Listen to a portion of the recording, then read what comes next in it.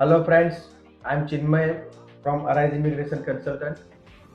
આજે આપણી સાથે રિકેનભાઈ છે.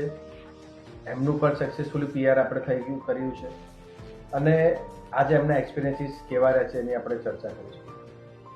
સો ફર્સ્ટ ઓફ ઓલ કોંગ્રેચ્યુલેશન્સ રિકેનભાઈ. Thank you. તમને અરાઇઝ સાથે કેવો એક્સપિરિયન્સ રહ્યો? Overall, actually, experience, so I can't elaborate in words, but still, let me share some of my experience that I had with Arise. તો actually કેવલ પટેલ જે મારા ઓફિસમાં અમે સાથે કામ કરતા હતા એણે મને પોઈન્ટ આઉટ કર્યું હતું ટુવર્ડ્સ અરાઇઝ ઇમિગ્રેશન કે if you are willing to go in Canada, settle in Canada, તો ધીસ ઇઝ ધ ઓપ્શન.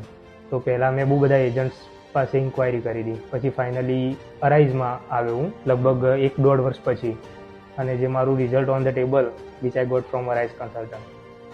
તો બહુ બધું માર્કેટમાં ફર્યા પછી જે ફાઇનલ ટેબલ ઉપર રિઝલ્ટ જોઈએ એ મને અરાઇઝ ઇમિગ્રેશનમાંથી મળ્યું.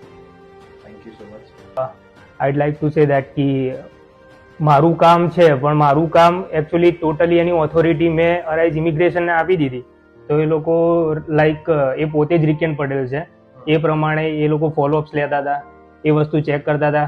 સચ એઝ કે ડેલી મારું ઈમેલ એક્સેસ તમારી પાસે હતા, રાઈટ? તો એ તમે ચેક કરતા હતા કે ભાઈ આમનું કઈ સ્ટેટસ અપડેટ થયું કે નહીં, અને વિધિન ઇવન